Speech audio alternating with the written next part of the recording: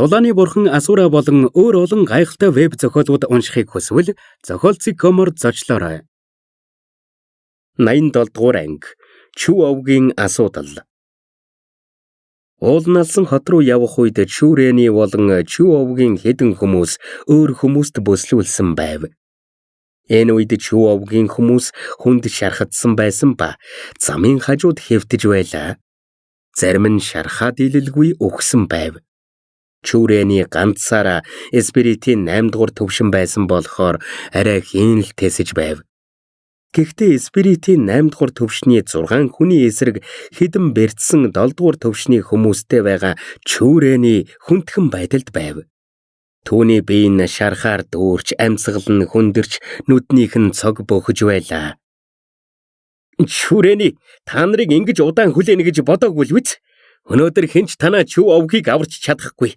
Чүү овгоос хідэн хүн ирнэ, төдий чинээ олон хүн өхнө гэж ахлагч нь чангаар хэллээ. Мазон, манай Чүү овг танаа маа овгт огтхон сөргөөцөлдөөгүй байтал яагаад Чүү овгт туслан бидэн рүү дайрч байгаа юм? Гэж Чүүрэний чангаар асуув. Чүүрэний, чи дотроо яагаад манай хоёр овг нийлж танаа Чүү овгийг устгах гэж байгааг мэдж л байгаа биз дээ? Энийг бусдаас нууж чадна гэж бодоо юу? Мазон хуйтнэр инээмсэглээд Чүүрэний рүү алах хүслээр дүүрэн харцаар ширтлээ. Та нар манай Чүү овгийг дийлэх үгүйг чинь харж л бай. Яг энэ үед аянга мэт тод хоолой гарлаа. Гэнэт гарсан хоолойг сонссон маа овгийн хэдэд сочирдон хойш харлаа. Хойш иргэн харах үедээ тэд цагаан морь унсан залуухан хүүг харав. Тэдний зүг давхиж байсан тэр хүн Чүүфэн байсан юм. Тэр Чүү овгийн залуу Чүүфэн байна. Тэр яагаад эргээд ирчихв? Нэг л биш байна да. Түүний хувцсыг хараач. Тэр Асуры дараагийн сургуулийн гол сурагчийн хувцс байна. Чүү овгийн цуглаан дээр Чүүфэнийг харсан хүмүүс түүнийг нэг хараад л таньсан юм. Гэвч түүнийг гол танхимын сурагчийн хувцастай байгааг хараад тэдний эрүүн молдрах шахав. Чүү овгийн цуглаанаас хойш нэг сарч өнгөрөөгүй байхад дотоод танхимд байсан Чүүфэн гол танхимд орчихсон байна. Үнэхээр итгэмээргүй зүйл байсан юм. Чүүфэний авьяас үнэхээр гайхалтай байсан ч тэр ирээдүйд л мундаг хүн болно. Тэд түүний авьяас бэлэг тэдний төсөөлснөөс хамаагүй илүү байна гэж зүүдэлж байсангүй. Чүүфэн зүгт гэж гэнэт Чүүрэний ориллоо. Түүнийг бүсэл зүгтаалгаж болохгүй шүү. Гэж Чүүрэнийг орилохыг сонссон Мазон хурдхан гэгч нь хөдөлж хүмүүстэй Чүүфэнийг бүслэхийг тушаалаа. Харин Чүүфэн тэр хэдэн хүмүүсийг тоосон чгүй. Тэр байрандаа зогсон морин дээрээсээ түүнийг бүсэлсэн сандарсан байгаа хүмүүс рүү ширтэн. Бяцхан чөтгөрөө өдийн насан дээрээ гол танхимд орж байдаг чийж овоо юм а. Чамайг үргэлжлүүлэн өсгөх юм бол чи гайл болно. Гэж Чүүфэнийг зүгтах газаргүй болсныг харсан Мазон санаа амран инээлээ. Тийм ээ, өнөөдөр бид Чүү овгийг газартаа тэгшилж ирээдүйн асуудлаас ангиж ярих болно. Гэж бусад хүмүүс ч мөн адил хэллээ. Чүүфэний авьяас дэндүү аимшигтай байсан болохоор түүнийг амьд үлдээх юм бол ирээдүйд маш их гай болно гэдгийг тэд мэдж байсан юм. Муусай навшнууд миний Чүү овгийг устгахыг завдна гинэ. Битгий мөрөөд.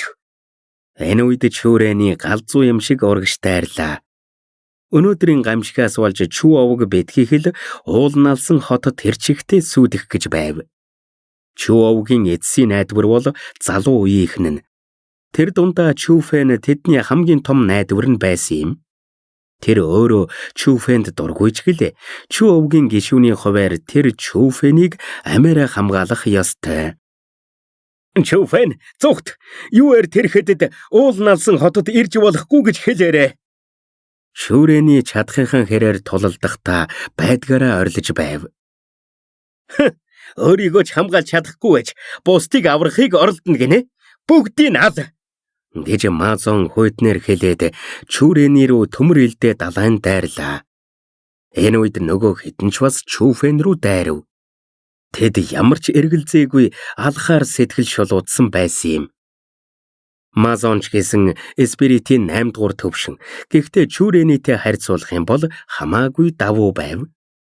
Хэдэн цавжилтын дараа Чүрэнигийн биен буулгарч хурдан саарч эхэллээ. Өөрийгөө хамгаалахад улмал хэцүү болсоор байв. Яг энэ үед олон орилон хойноос сонсогдлоо. Эхэндээ Мазон түүний хүмүүс Чүфэнийг зодож байна гэж бодоод тоосонгүй. Гэвч удалгүй орилго чимээ улмал игсэж байгаа нь хачин санагдлаа. Бас тэр орилон түүний хүмүүсээс гарч байсан юм. Чүү овгийн хүмүүсийн царайн сэргэхийг харсан тэр байдал нэг л бичсэнийг ухаарлаа. Нэг зүйл биш байгааг анзаарсан Мазон нэг дайралтад занган хажуу тийш бултаад эргэж харах үед ирүүн молт үсрэх шахав. Эргэж харах үедээ тэр Маовгийн гишүүдийн толгойн тасран унсан байхыг харсан юм а. Сайн харвал Чүфэний биеэр дүүрэн цус болсон байсан ч нэг ч шарах харагдахгүй байв. Маовгийн хүмүүсийн цогцснууд дээр гიშхэн алхах үедээ гаран дээр нь тогтсон цусыг тэдний хувцсаар арчиж байхдаа Мазон руу хараад ёрын инээмсэглэлээр инээв. Чи Энэ үед Мазон айснаасаа болж царайн цонхиж хойш хэд алхлаа. Гартаа байсан элдээ газарт шидээд тэр пад чимээгээр хойш унлаа. Маогийн гишүүдийг хормын дотор Чүфэнд алуулчих нь гэж тэр зүүдэлж байсангүй. Тэр дэндүү хэрцгий байснаас гадна бүх хүмүүсийнх нь толгой тасарсан байв. Түүний урд байх залуухан хүү гадаад ертөнцөөр аялаж нүд тайлаагүй аж яаж ийм хэрцгий хүйтэн сэтгэлтэй нүдэж анивчихгүй хүн алдаг чөтгөр шиг байдаг байна. Ялангуяа Чүфэн түүн рүү ширтэх үед түүний биеэс ялгарч байсан алах хүсэл нь түүнийг боож алахаар их байсан юм. Мазоны үйлдэлийг Чүфэн тоосончгүй. Тэр алхамаар урагшлаад газарт хаясан сэлмийн авлаа. Хэсэг харсныхан дараа сайхан сэлэн байна гэлээ. Энийг харсан Чүрэний болон Чүү овгийн гишүүд айснаасаа болж чичирлээ. Хүйтэн хөлс тэдний тухайр цовж байсан юм. Болсон бүх зүйл итгэмээргүй байсан юм. Эспиритийн 8 дугаар төвшний хүмүүсийг Чүфэн яг л дахиад ядалж байгаа юм шиг алсан. Яаж ийм хэрцгий байдаг байна? Чүфэн чинь ердөө 15 настай хүүхэд шүү дээ. Насанд хүрсэн томчууд хүртэл ийм хэрцгий байж чадахгүй байх. Авгаха юу болсон юм? Гэж Чүфэн нөгөө сэлмээ газарт шидээд асуулаа. Чүү овг асуудалтай тулгарсан нь элт байсан юм. Фэнгэр асрах гай зовлон тохиосон.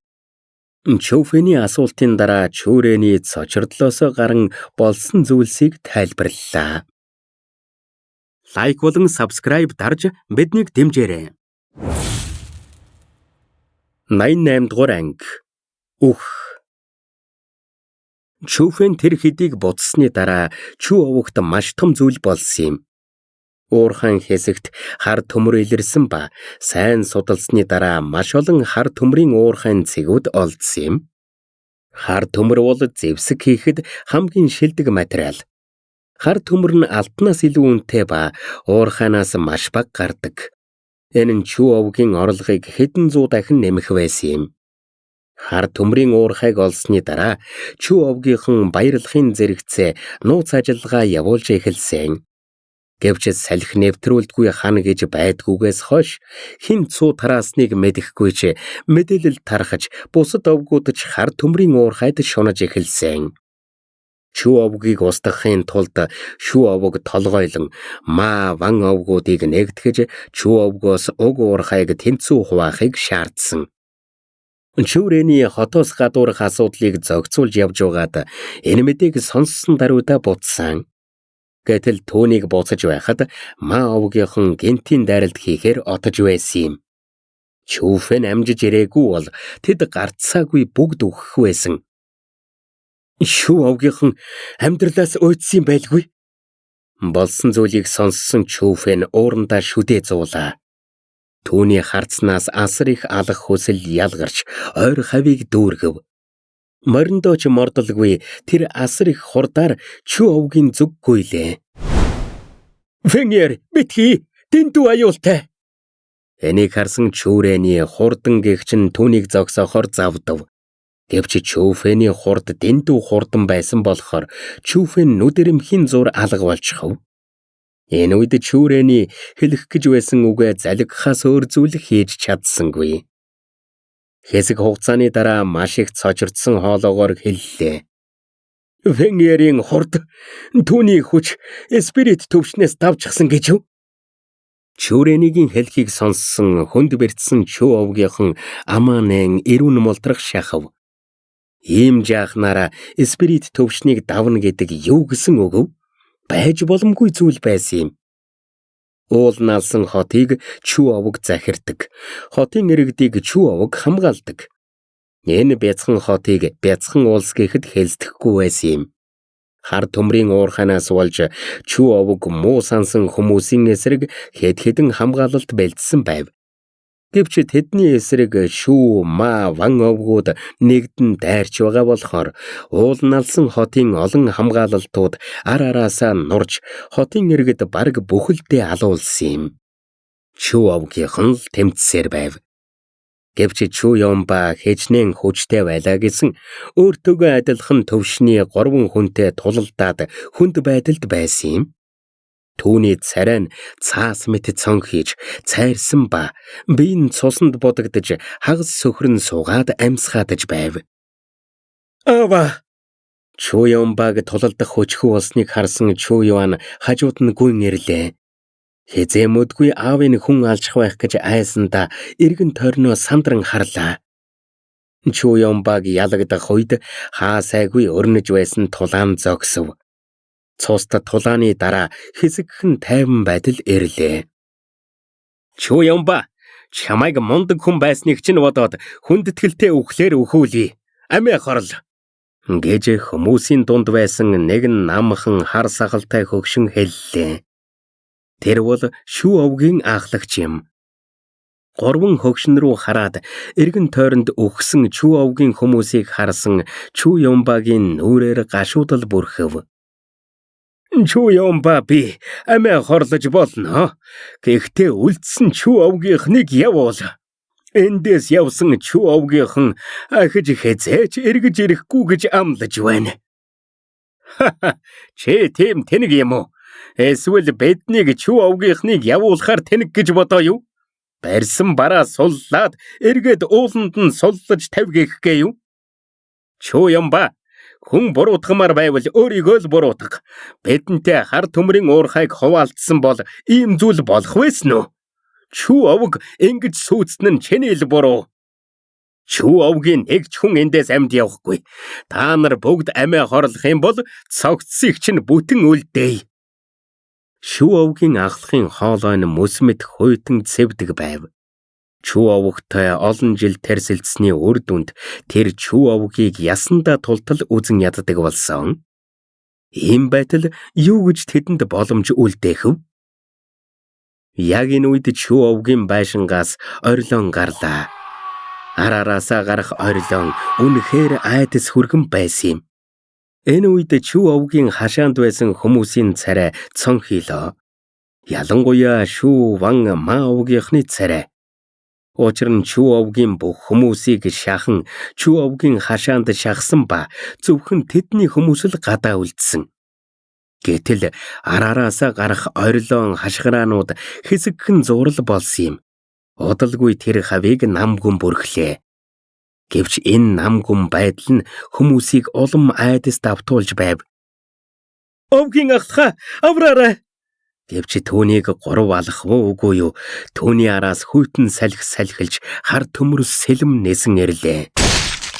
Хүчтэй чимээгээр Шүү овгийн гишүүний толгой хүмүүсийн нүдэн дээр биенээсээ салан агаарт эргэлдэн газар тунаад тарвс шиг өнхөрлөө. Гүн!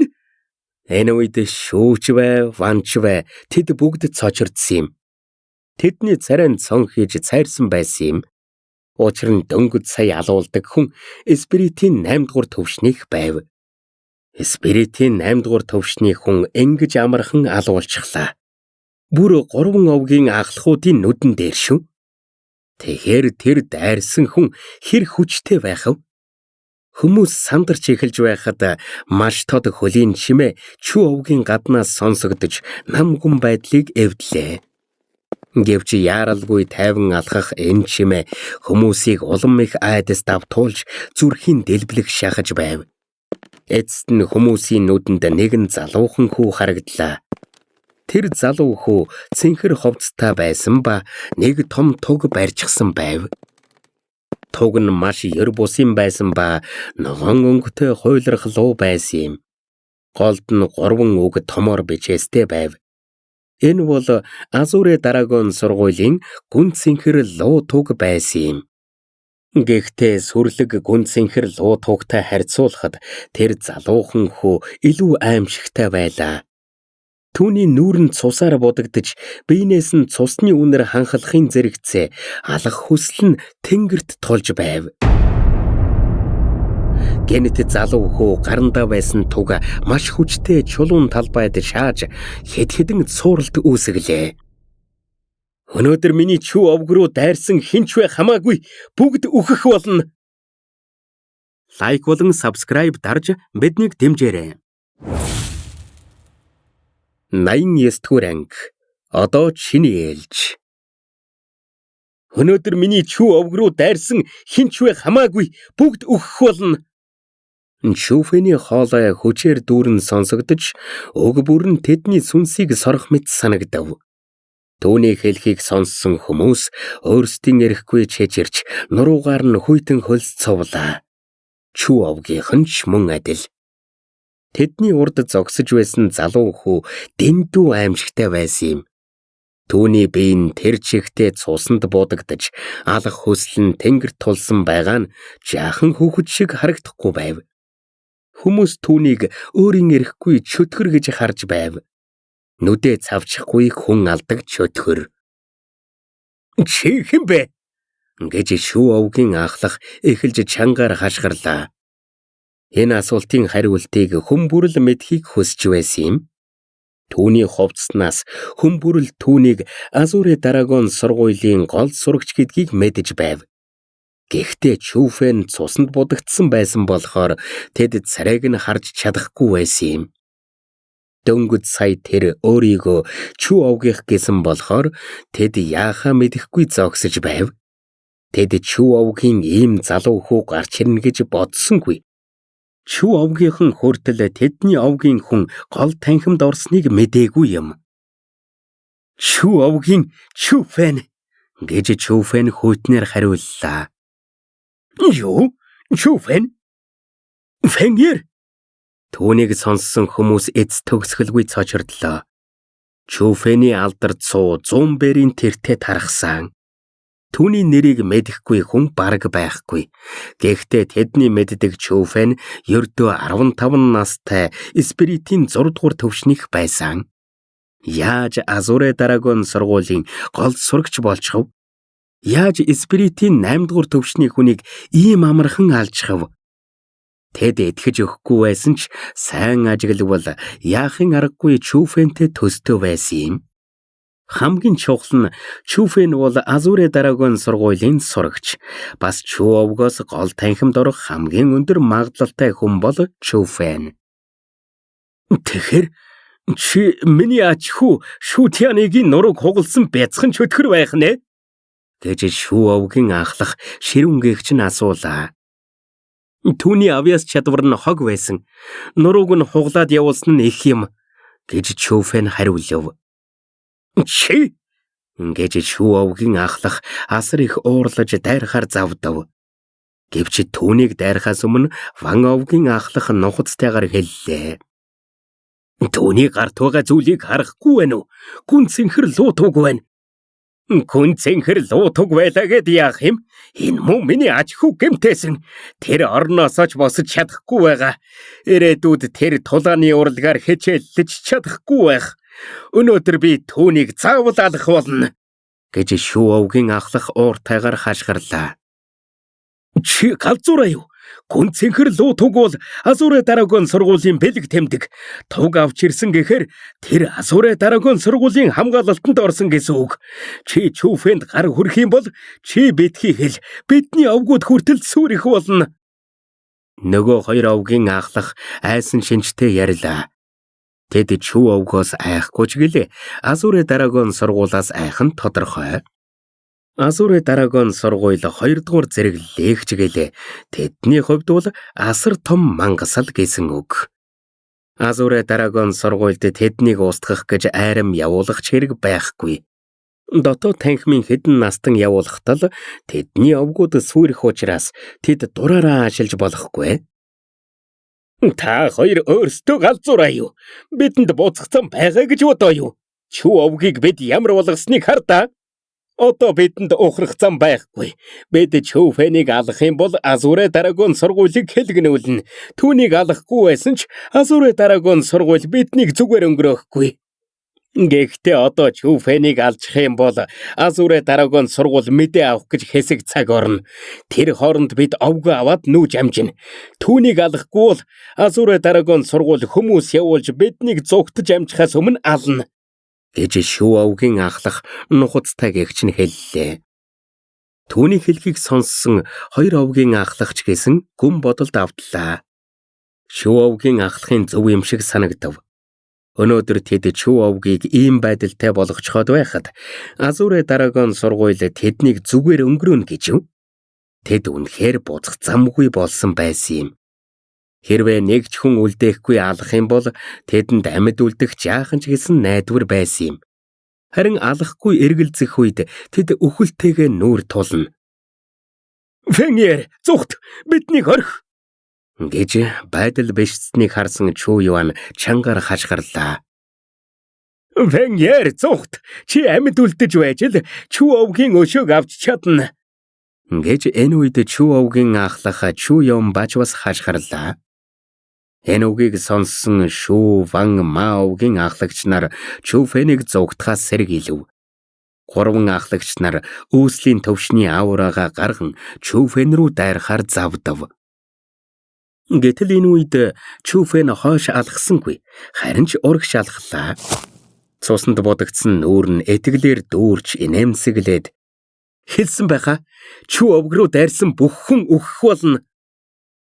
Хэлж дуусхаасаа ч өмнө салхи үүсгэн Чүфэн уусан алга болов.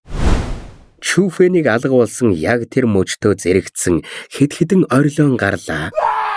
Тэр зүг рүү харвал Шүү овгийн хэд хэдэн гишүүдийн толгой мөрөн дээрээсээ унаж байв. Энийг дөнгөж харвуу үгүй юу? Чүфэн ахин алга болов. Үүнтэй зэрэгцсэн Маовгийн хүмүүсийн ч толгой газар тунаж эхэллээ. Навш, нийлж угаад түүнийг авцгаая. Энэ үед Шүү овгийн ахлах ууртаагаар орилоод Чүфэний зүг гуйлээ. Ван Маовгийн ахлагч нарч хойноос нь дагав. Энийг харсан Чү Юм ба Чү Юан тэр хэдийн бие хөссөн юм. Үүслийн төвшний 3 хүнээс ядах юмгүй зуухтаж байгаа спиритийн 7 дугаар төвшний Чүфэнийг харсан тэд духан дээрээсээ хүйтэн хөлсөө арчлаа. Энэ хоёр төвшин спирит үүсэлгээд ганцхан төвшний ялгаатай ч гэлээ. Энергийн хүчний ялгаа нь тэнгэр газар шиг гэж болно. Энэ зөрүүг нөхөх боломжгүй. Гэтэл хамгийн итгэмээргүй зүйл нь 3 овгийн ахлагч нарын авра солонго мэт хүчтэй хурдтай байсан ч Чүфэнийг яагаад ч гүйцэхгүй байсан юм. Тэр 3 овгийнхон хүмүүсийг нэг нэгээрээ нүдэн дээр нь Чүфэнд алуулахыг харахаас өөр зүйл хийж чадахгүй байв. Чүфэний хурд дэндүү хурдан байсан болохоор тэд яагаад ч гүйцэхгүй байлаа. Тэдний ойлгох хэмжээнээс ч хэтэрсэн тийм хурдан байв. Энэ маягаараа нэх удалгүй Чү овгийнхноос гадна 3 овгийн ахлагч нар л үлдсэн юм.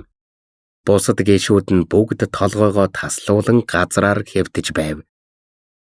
Навш, чамайг 10,000 хэсэг болгож тасдна да. Гэж газраар дүүрсэн цогцнуудыг харсан 3 ахлагч дэлбэртлээ уурлаа. Гэвч яг энэ үед Чүфэн гэнэт зогсоод Чү Юм ба Чү Юан хоёрын урд ирлээ. Дараа нь 3 ахлагч руу хуйтнаар ширтээд ингэж хэллээ. Одоо та нарын ээлж. Тулааны бурхан Асура болон өөр олон гайхалтай веб зохиолууд уншихыг хүсвэл зохиолцыг комор зочлоорой.